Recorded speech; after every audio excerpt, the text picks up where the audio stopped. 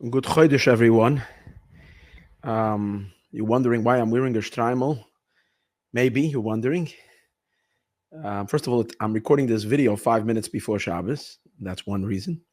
And the other reason is because I'm sure you know, as well as I know, that Hine Moshiach Bo, we are literally at the threshold of the redemption. Really, we shouldn't be caught for a moment without our big day Shabbos. We're coming now into the month of Geula, the Chodesh Nisan, and Klal Yisrael, the Jewish people, are filled with an overpowering sense of emunah that we've finally arrived. The trials, tribulations, and mishigas in craziness, the intensity of the last couple of years is indescribable. And if we had a checkoff list, we can actually check off every single one of the simanim of the Geula, of what's going to take place in the world pre-Geula, go through Masechta Saita, go through all the places. Everything is checked off. We could not have had a more crazier state of existence. And it's also, as we're feeling it, the Jewish people, we're seeing a situation of Ein lanu al mili yishayin el avim shabashamayim. We are now on a global scale, the entire world is turned against us. And if we think thought we can rely on the Israeli government, on the Tzahal and so on, they're doing an amazing job, the soldiers, Meiser Nefesh for the Jewish people. But in terms of the government, there is no hope. They're scared of this one, they're scared of this one, they're not able to keep us safe and do what needs to be done. The Jewish people know that the time of the Gula has arrived, the time of the redemption has arrived. Now the question is, are we just going to stand by and be bystanders and watch it happen? And if chas v'sholem, we're bystanders and allow it to happen on its own, then we really don't know how much longer this is going to take. We are experiencing a series of Chevlei Moshiach, unprecedented, and birth can take longer, can be shorter. We can hasten a birth. If we stand by as just as standbys, then we don't know. But if we get involved, the Jewish people have enormous power. We're the ones who can trigger what's called a serusa de latata, an arousal from below. And through our arousal from below, we make it happen. What's our serusa de latata? Our arousal from below. Of course, the Amunah, and of course, the Tehillim, and of course, the fact that we talk about Moshiach and we talk about Geula. And something amazing that we've seen recently is that women are preparing themselves. Everybody has brachas cards with the brachas that we're going to say when Mashiach comes. Tambourines are being made and decorated, literally like the Yidden in Mitzrayim. The reason why that is so precious is because that's not just emunah, just in the abstract. It's emunah in the concrete. Why is it that b'schus nashim tzidkanius nigalu aviseinu, that in the merit of the women, not in the merit of the men? The men also had amunah. The amunah was there, b'schus amunah nigalu, Chazal say. Because of the amunah, everybody had amunah. But the women didn't leave the amunah in the abstract. The women brought that amunah down in the actual. They had their drums, their tupim, their machaylos, their tambourines. They were ready. And when we do a maisa, when we do an action, we show Hashem we mean business. It is for real. Yesterday I learned something spectacular. We were learning a while by Purim. We just come from Purim. That Purim is considered the conclusion of Matan Torah. Matan Torah was the beginning, and 1,000 years later by the Nes of Purim. Why was Purim so great? So the Mittler Rebbe, Rabbi Dov, the second Chabad Rebbe, explains that the Kabbalah Satira that happened by Matan Torah when the Yidden stood at Har Sinai was a commitment. It was a very deep commitment. It was a commitment to give Hashem our everything, our very soul, our very being. It was our commitment to give Hashem anything Hashem will ask from us. We don't know, even if He asks of us to give Him love God with all your heart and all your soul. Even if He's asking us to give our lives up, we're ready to go al Mesiras Nefesh. However, it is words. It's a commitment. It's a Kabbalah. It's an acceptance for Mesiras Nefesh. It's not the action. But on Purim, the people stuck their necks out because Haman's decree was only on the Jews, on Yehudim. And a Yehudi is not a racial term. Yehudim in those days meant those who are subscribing to monotheism, the belief in one God, that rejected Avodah Zarah. And Yidden had an entire year where this looming decree was upon them. And the Yidden stood, men, women, and children, and actualized the Mesiras Nefesh. In the literal, they did it. They didn't just think it and commit it. They actually did whatever they stood in full readiness to be Meiser Nefesh B'Payil Mamish in the literal sense. And that's what is considered the conclusion of Matan Torah.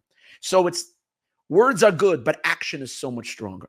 Now we need to push Mashiach into the fold right now. We need to do a spectacular Isurusa de Latata, meaning an arousal from below, an incredible action. The women's, the Noshim Tzidkanis, which it says they're going to lead the Geula. And I can't think of any other Noshim Tzidkanis that are so devoted than the women that are organizing this event. Day and night, they don't sleep, thinking only about Mashiach with the purity of the purest of their hearts. So they came up with this something amazing. Why don't we actually start building for Mashiach? Now, the Beis HaMikdash we can't build. We're not allowed to build the Beis HaMikdash. But what could we build? V'chisei David avdecha meheira b'soicha tochen. David HaMelech is going to have a throne. And that throne needs to be in an Armon. It needs to be in a palace. So the women have came up with the idea that maybe we should start building a palace for Mashiach. But it wasn't their idea. The Lubavitcher Rebbe already initiated this idea. Back many, many years ago, you can listen to videos that speak about it. I'm not going to go through the story. The Rebbe initiated. For whatever reason, it didn't materialize. And I know the reason. The reason is because the other side will do whatever he can to stop the Geula. If Yidden start building a palace for Mashiach, forget about it. It's done. It's done. So now there's a new inspiration to build this palace. There is a location. Everything is set. There are people that need to be convinced, but those people who need to give, licenses, whatever, there needs to be a push from the people. There needs to be a desire, and we will get it through. Because all we need to do is stick our finger in. As soon as we put our finger in, everything is going to happen. So the request today is as follows. There is a website called armonbuilders.org. Again, armonbuilders.org.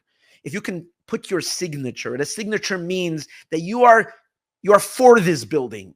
You are voting for it, for the construction of this Armon for Mashiach. You are behind it, and you're willing to participate. Well, when the participation is going to come about, there is a plan right now to actually go ahead and write 3 Sifrei Torahs to raise the initial funds that is necessary to start pushing this through. So people will be able to have the schus of having a Sefer Torah written and participating in this amazing Isurusa de Latata, amazing arousal from below that we're doing something. Of Emunah, we're bringing our Emunah down in the most literal sense that Mashiach is about to come.